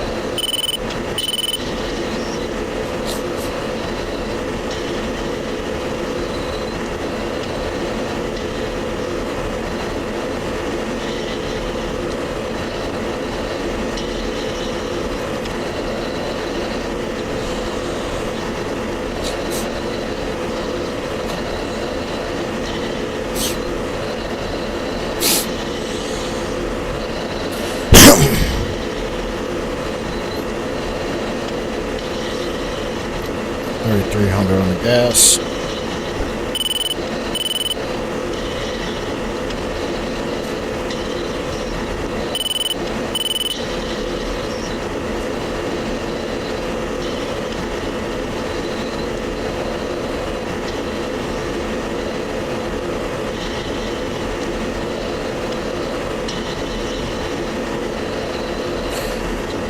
Could do our 4 landing checklist now. Let's pull that up.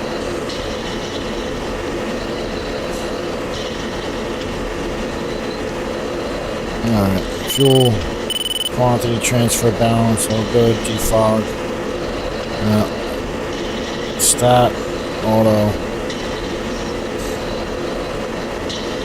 Altimeter, we're going to have to set that once we grab the ATIS.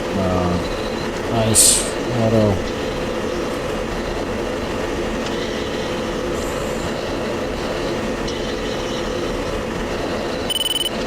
Initial size good, standby attitude good.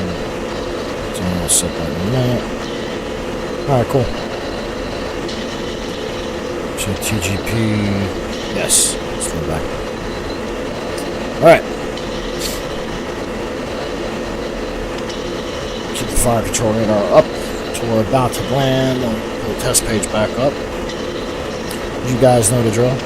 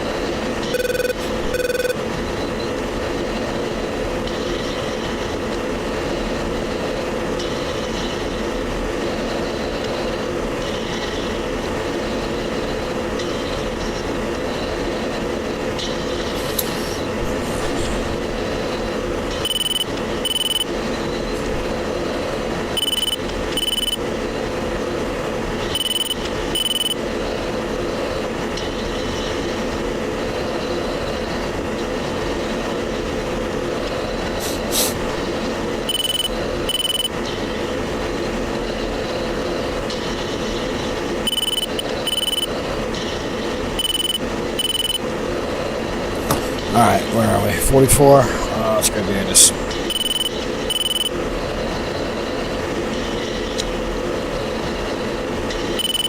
Altimeter, 3005 inches. Gunson, information Alpha. Runway 1A. Turn it down again. Expect visual approach. Wind, 172 degrees, 09 knots, gusts 11. Visibility 10 kilometers or more. Sky conditions, no significant clouds. Temperature, +17 degrees Celsius. Altimeter, 3005 inches. Gunson, information Alpha. Runway 1A. Expect visual. Location 5, Alpha Alpha. Going with the Alpha. Active is 1-8. VFR conditions, wind is 172 at 9er, gust 11. Visibility is over 10. Sky condition is clear. Temperature 17, 2.10. Altimeter 3005. The density altitude is 1450.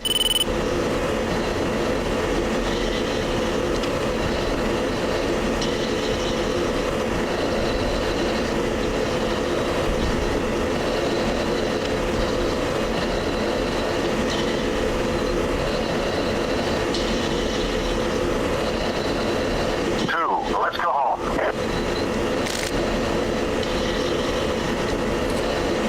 Puts on approach. Good morning. Occasion 5, Flight 2 F16s in about 28 miles to the north.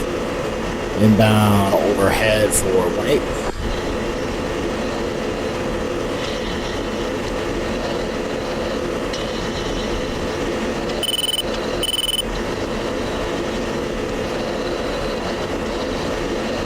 Cajun 5-1, Goodness on approach. You are cleared all the way in for overhead approach. Runway 18.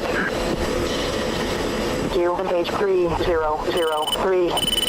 Queuing inbound for overhead on 18. Altimeter 3003 for Occasion 5. Confirm QNH as information Alpha had 3005.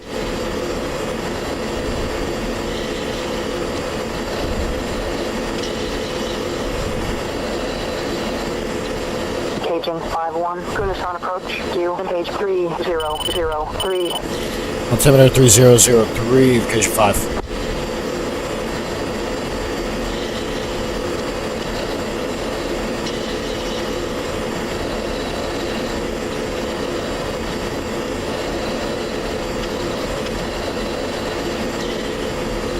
Alright, so call out initial.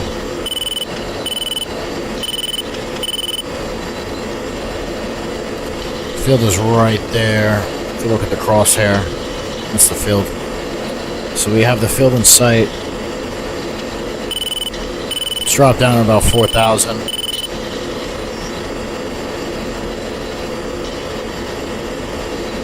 Yeah, it's alright.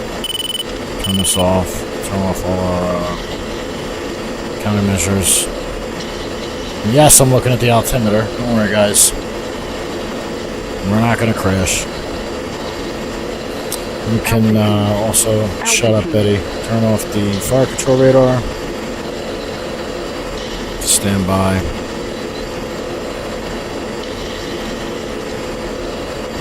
– 12 miles.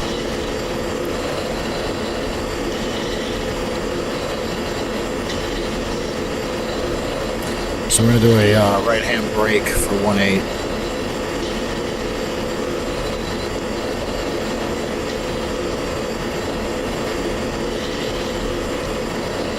Yeah, the canopy reflections too.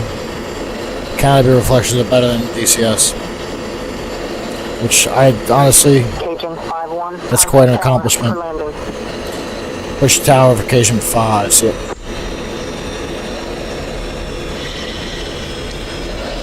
puts on tower, Occasion 5, Flight 2 F16s, 9 miles to the north, and now overhead for 18.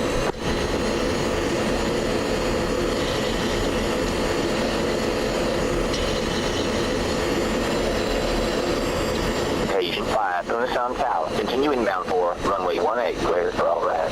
Clear for overhead on 1-8, Station 5.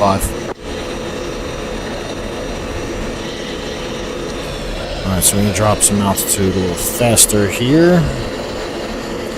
And about 1500. We'll call out initial. Viper 3-1, contact ground, switch to 273-525.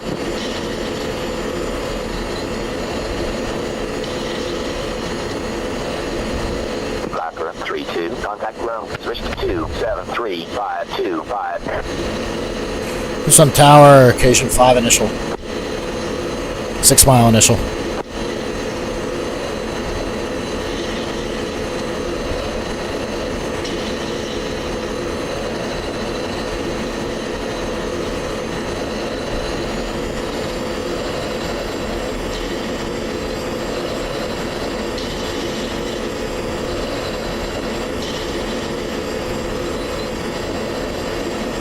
Alright, so we're called out initial, we're going to call out break, then we're going to call out final. I'm going to say spinning it.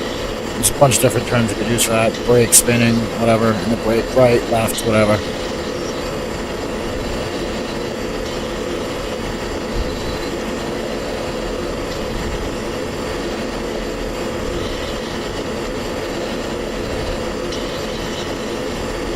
And drift cutout is also wrong in DCS, I'll explain that in a minute.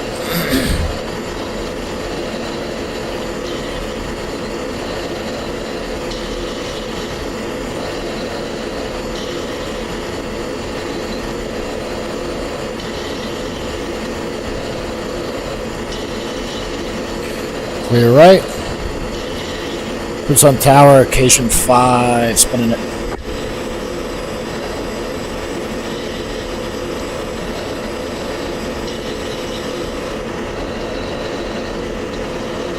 So in the overhead, you don't want to lose altitude in the turn from 355. You don't want to lose altitude in that turn. You lose altitude in the turn from down to final.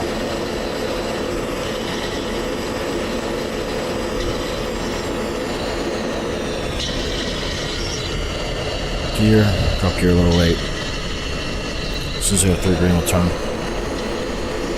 Tucson Tower, occasion 5, 1, turning final, runway 18.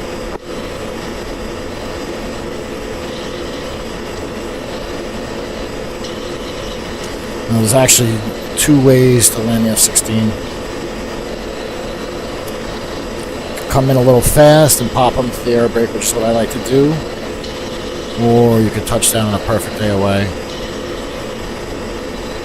Shot a little, it's alright. Occasion 5, Tucson Tower, way 160 at 6 knots, runway 18, clear for landing, jet gear down. Clear to land 18, occasion 5.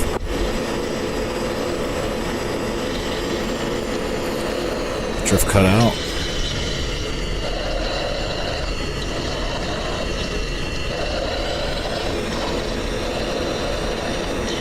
High, it's alright. So this isn't, I'm doing those low and fast ones.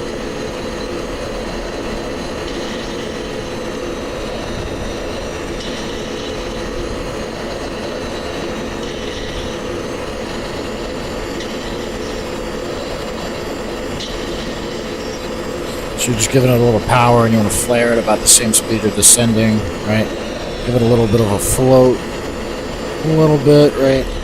And idle as you touch down. Board's out. It's alright if you bounce a little bit. It's perfectly fine. It's called the Viper bouncing up into the air brake. Green donut if possible, right? In DCS, it's not always possible to get the green donut.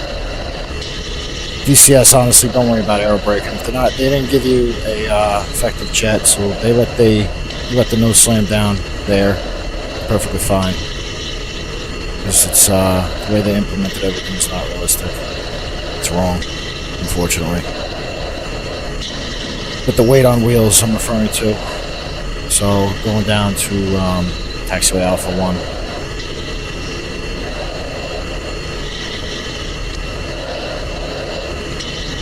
Tucson Tower, occasion 5-1, left turn on taxiway Alpha 1.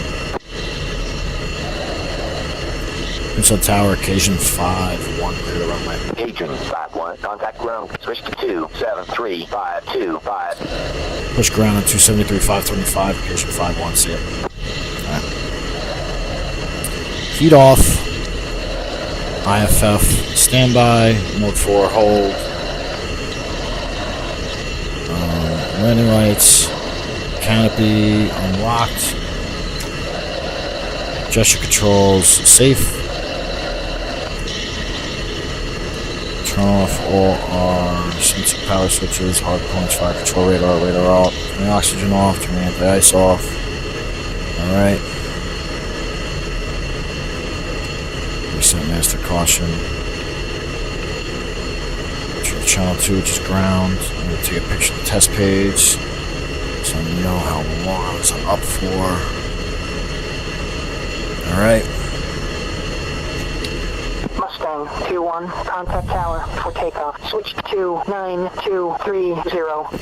Who's on ground, occasion 5-1, taxi to parking from taxiway Alpha 136.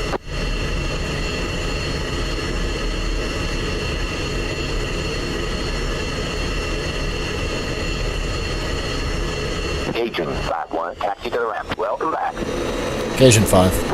Alright, so I'm just going to hold this down. We're just going to go where we want. We're going to go to the Wolfpack flows, which are right there. We launch from the rock F ramp. I might have said Wolfpack flows when I requested taxi clearance. I don't remember, but if I said that, guys, I was wrong. Sorry. I meant to say rock F ramp, because that's the rock F ramp where we launched from. These are the Wolfpack flows we're heading right now. So, what I was referring to before in DCS, the weight on wheels is not correct, right? So, the nose is awkwardly heavy, and I have to go full aft of the stick to get the nose in the air when I take off in DCS. And I also have to go full aft in the stick when I attempt to aerobrake, but it doesn't always. It actually usually doesn't work. It like almost never works. I come in fast. I know what it wants you to do. It wants you to touch down on a perfect AOA. That's a lot of people don't do that. So that's asinine. They want you to do that. You could touch down. Really, the biggest threat is if you touch down too high AOA, you're gonna tail strike or you just grind the ventral fins. But too low AOA, and you just gonna get a little fast. It's fine. Just pop up into the air brake like I did before. So, okay, what we got here? 40 striker there. Next thing, we'll go, fuck out of here. Fuck off. Sorry about that, guys. Anyway, yeah, we're back. So, pull into this hangar here. Wolfpack flows. If you look at that water tower there, what does it say? Wolfpack. So, Wolfpack, I don't know if you guys saw that Block 40 striker over there. F16. So, hold on a second. Good morning, Hammer 3. You are number 1 for departure. Hold present position. Beautiful Havglass. Yeah, it is 224. Beautiful Havglass 5224 for Shaw Air Force Base. Beautiful airplane. Alright, anyway. Wolfpack. Yeah, so if you guys saw that Block 40 striker, there's that other hangar. That's, those are who's actually based at Kunsan. That belong to the USAF. Alright, so, turn 2, ground ops. Ground Choxley, can you pin in, please? Alright. So we will shut her down off all avionics, right? Off the INS. Nose wheel steering. HUD. Landing lights. Gesture control safe. Radios. COM 1, COM 2 off. CNI backup.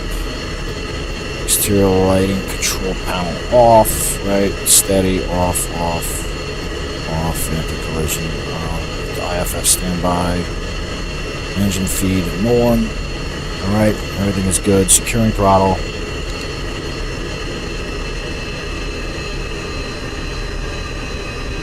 Canopy up.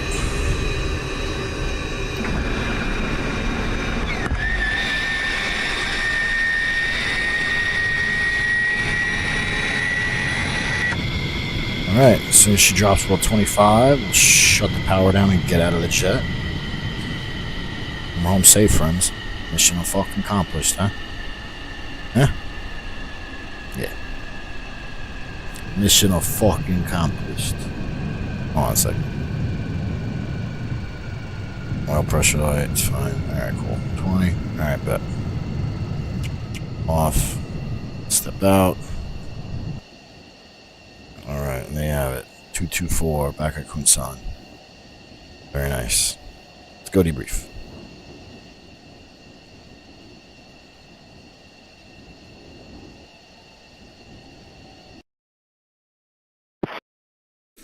Mission success. Significant damage to target site. Alright, well, I significantly damaged the runway. Maybe I didn't destroy a certain part of it, but yeah. It's good enough. They can't use it. They're not going to be able to use it for a long time coming. So, alright. YouTube campaign 2. So I'm going to show you guys something. So you guys know I'm not full of shit.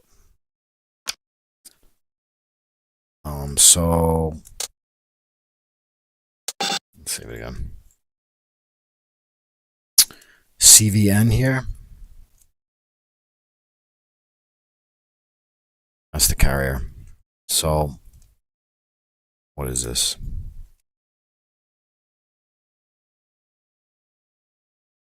She's breaking up. Ah, SA2 phone. Okay. SA2s. Alright, yeah, we're gonna go. Dragon 5-1, sunrise. I guarantee you guys, I guarantee you, this is a Su-33. So next time I stream BMS, it's day 2.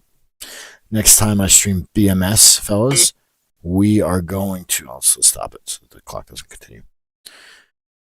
We are going to go weasel in this area, make sure there's no missile boat with the carrier.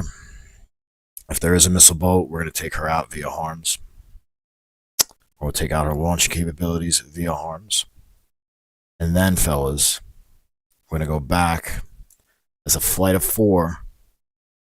And we're going to drop 8 GBU-24 Paveway IIIs on this fucking carrier. That's what we're going to do, boys. And this carrier is just going to cease to exist. So, I'm sure you guys are going to be excited for that. Next time I stream will be DCS. The time after that will be BMS. I alternate streams. So next time I stream, I'm likely, I don't know exactly where I'm going to be. I might be in TTI. Probably won't be on For You because, I don't know, to be honest with you, not that much of a fan of that server. It's alright, but I just like TTI better. I'm probably either going to be at TTI or maybe Grey Flag. I don't know. I want to try Grey Flag out and see how similar it is to this. But anyway, thank you for watching, fellas. Cooked. Thank you for watching, fellas. Like and subscribe for more. Hope you guys had as much fun watching this as I did filming a few, and I hope you learned something about the F-16 or about air combat in general. So, until next time, friends, stay well. Take care of yourselves. Don't do anything fucking stupid. Well, you could do stupid shit, but don't do anything that stupid. And get a few workouts in between now and the next time I see you guys, will you? I know a bunch of you are fucking fat. That's not okay. Gotta get in shape. Everybody's gotta be in shape. Alright. Later, guys. I'll catch you next